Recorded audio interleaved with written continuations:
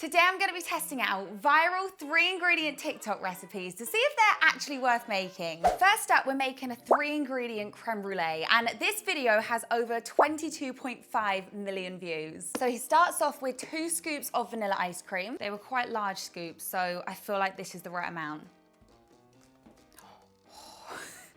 Why does that almost always happen? Now he melts this in the microwave. He didn't actually say that he melted it in the microwave, but it suddenly is melted, so I'm gonna melt it in the microwave. So that's nice and runny and melted now, but it's still cold because we're gonna be adding some eggs, and I'm assuming we don't wanna scramble our eggs. So we need to separate the, I was gonna say egg from the white, the yolk from the white. So I'm gonna put the whites in this bowl.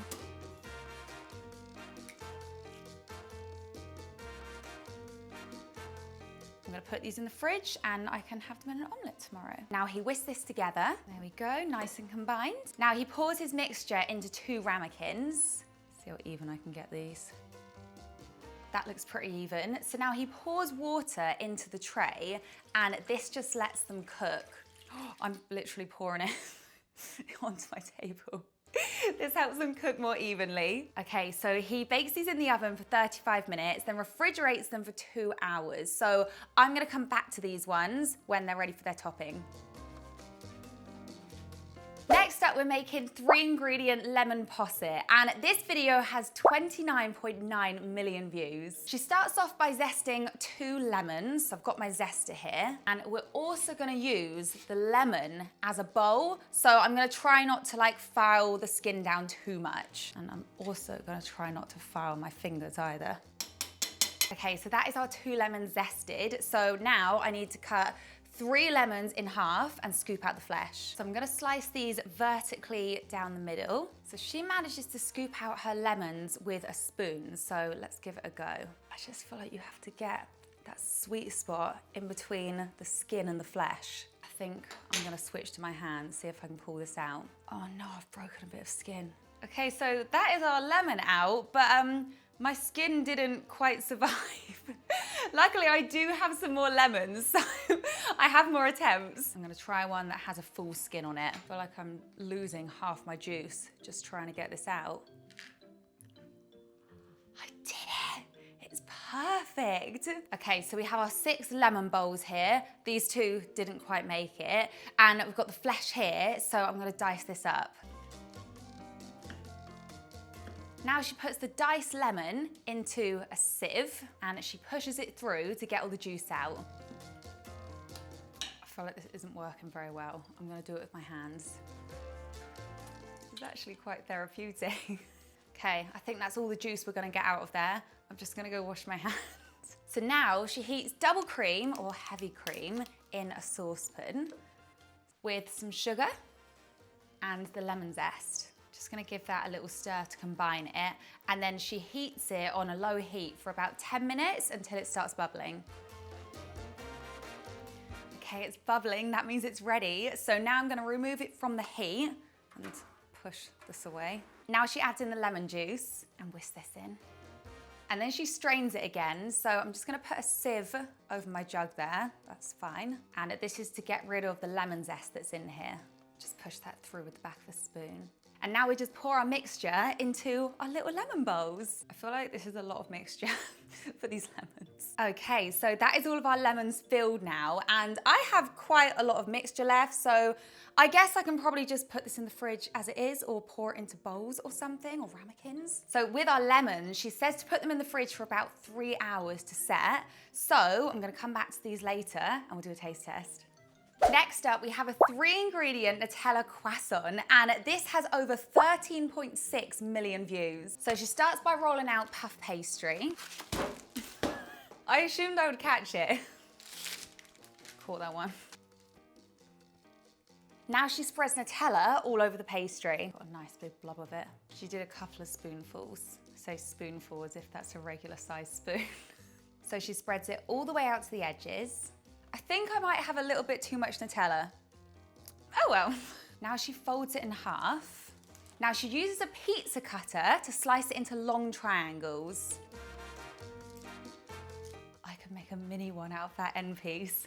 And now she just kind of rolls it up and it should look like a croissant. That actually looks really good. This one didn't really go to plan. This one's more of a knot or a swirl. So I'm pretty sure she bakes hers in the oven, but I'm actually gonna bake mine in the air fryer. So I'm just gonna put our little croissants on my air fryer racks. I've lined them with baking paper. Now she says to bake them for about 15 minutes, so I'm gonna try like 12 to 15 minutes in the air fryer, and we'll see what they look like.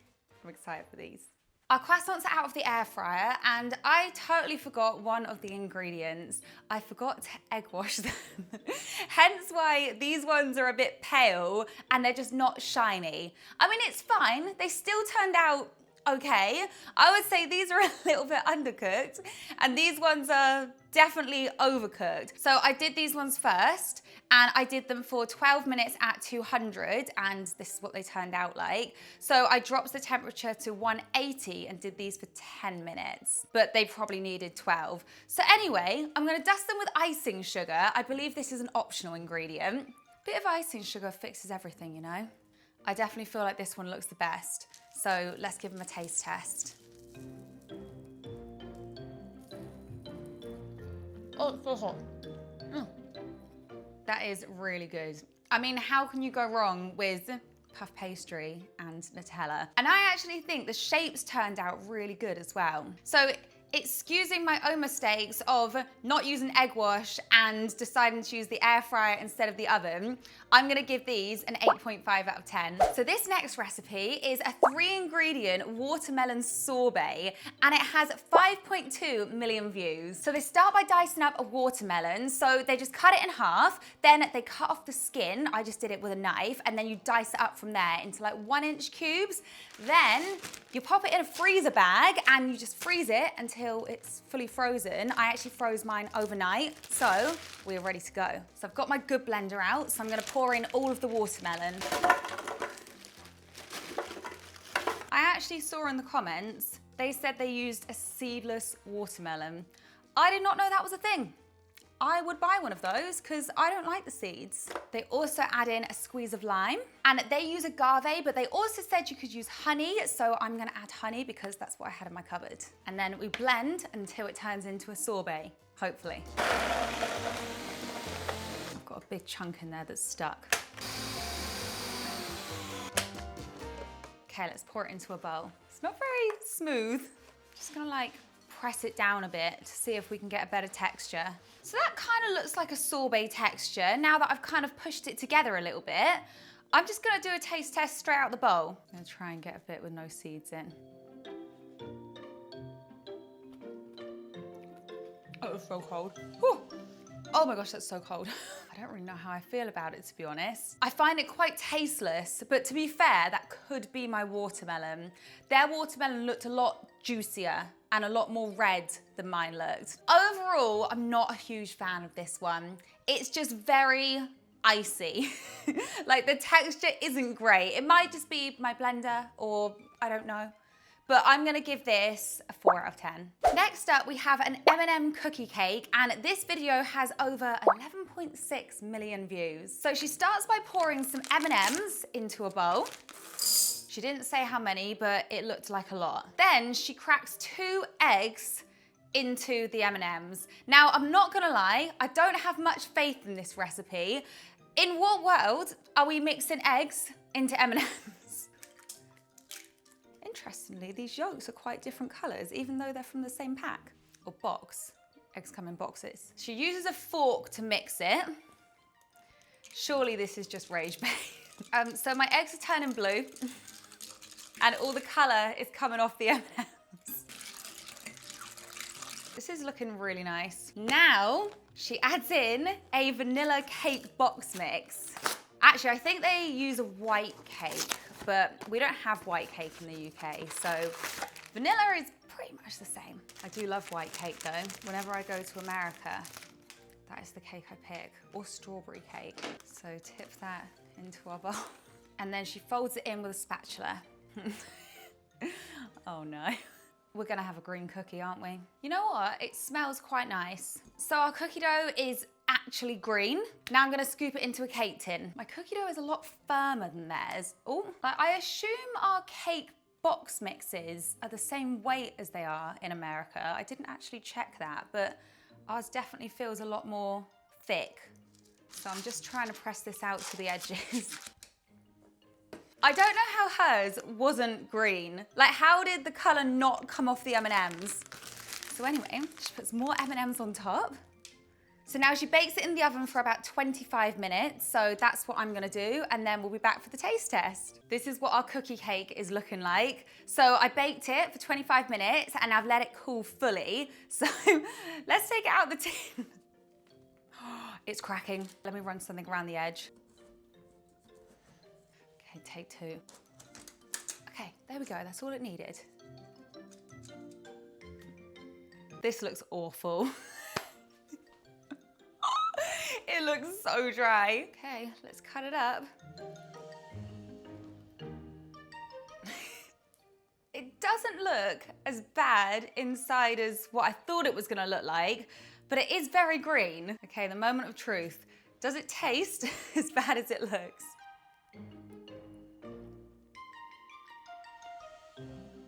It's actually not awful. So it definitely has a strange taste to it, but I don't know if that's the M&Ms or the cake box mix. I just don't know. It's actually quite soft and moist inside. So it is edible, but it's not very presentable.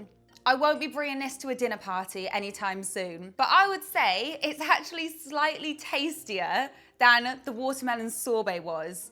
So I'm gonna give it a potentially generous 4.5 out of 10. So we're returning to our creme brulees. So these are fully cooked and cooled now. So we're gonna add the topping.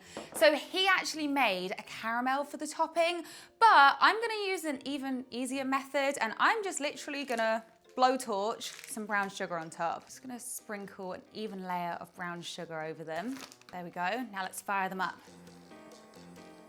It smells like a roasted marshmallow. Now I'm just gonna let those cool for a bit so we get a hard top. These have hardened now, so let's crack into it and do a taste test.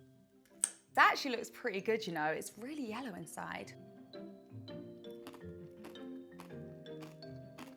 That's actually really nice, and it definitely tastes like a real creme brulee. I would just say the texture's maybe not as smooth as a real creme brulee is, but it's still very good, especially for just 3 ingredients. I'm gonna give this an 8.5 out of 10. Now finally, I get to try our lemon posset. This looks really good, so I have high hopes for this one. They're nice and cold as well, so I feel like they're gonna be nice and refreshing.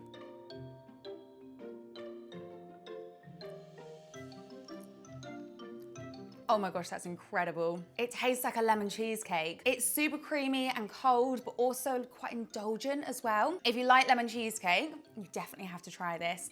I'm gonna give this a 9.5 out of 10. So that is the end of today's video, and I'm really glad we managed to end on such a high. If you enjoyed this video, don't forget to like and subscribe. Let me know what other recipes you'd like me to make in the comments section below, and I'll see you in the next video. Bye. Do a kiss, but both my hands are full.